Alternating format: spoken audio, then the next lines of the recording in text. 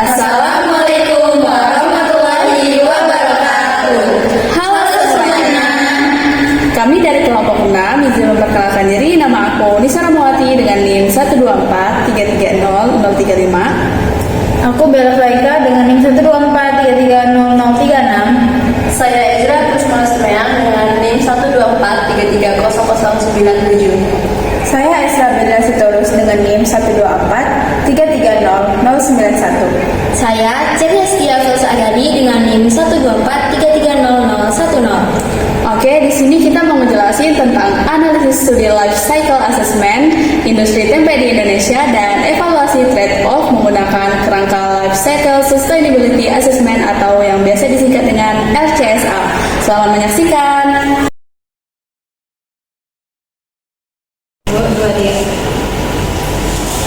Di sini saya akan menjelaskan tentang pengenalan tempe sebagai produk fermentasi kedelai. Tempe sebagai produk fermentasi kedelai dari IKM memiliki peran penting dalam ketahanan pangan. Namun proses produksinya menimbulkan konsumsi energi tinggi dan limbah cair dengan COD serta BOD besar. LCA digunakan untuk menilai dampak lingkungan, tetapi rekomendasinya sering mengabaikan aspek biaya dan sosial. Karena itu dibutuhkan pendekatan LCSA yang menggabungkan LCA, LCC, dan SLCA. Kajian ini merangkum dan menilai rekomendasi perbaikannya menggunakan LCA untuk melihat potensi trade-off pada IKM tempe. Di sini saya akan menjelaskan tentang background. Industri tempe Indonesia memerlukan energi air dan bahan bakar yang cukup besar, terutama pada tahap perebusan sehingga berpotensi menciptakan dampak lingkungan.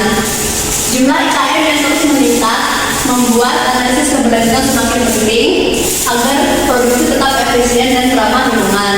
Melalui life cycle assessment atau yang disingkat dengan LCA, sumber utama dampak dapat diidentifikasi.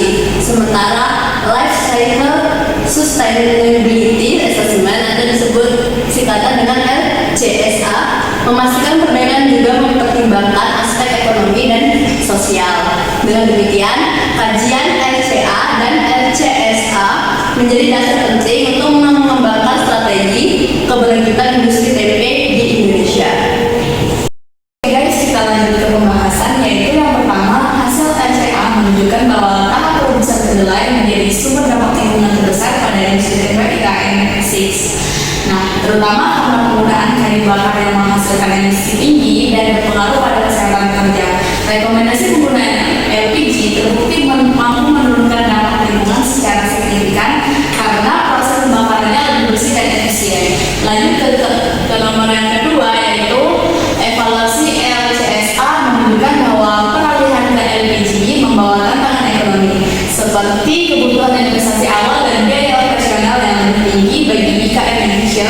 Secara sosial, penggunaan LPG itu meningkatkan keselamatan kerja, tetapi memerlukan perhatian operator dan berpotensi mengurangi pendapatan penjualan kayu bakar. Dan ke poin yang ketiga, yaitu LPG itu memang lebih unggul secara lingkungan, dan penerapannya itu memerlukan dukungan pemerintah melalui subsidi, kredit lunak, dan pelatihan agar perubahan tidak menimbulkan masalah baru dalam aspek ekonomi maupun sosial di industri tempe. Jadi selanjutnya saya akan menjelaskan tentang studi kasus. Industri tempe disebutkan industri kecil di Sumber atau SIKS Kalimantan Timur masih menggunakan kayu bakar sebagai energi utama sehingga tahap perebusan menjadi penyebab terbesar dampak lingkungan, terutama emisi CO2, CH4, dan partikulat.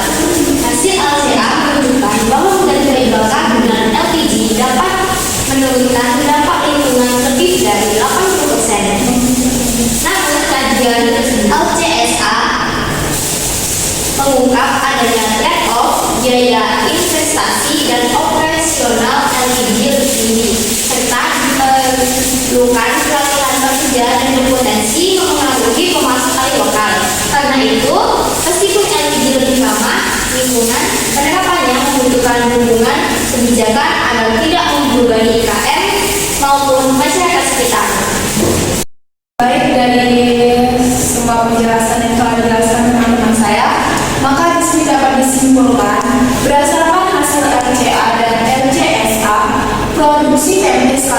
IKM memiliki 3 hotspot utama: emisi LPG, penggunaan air, dan limbah organik.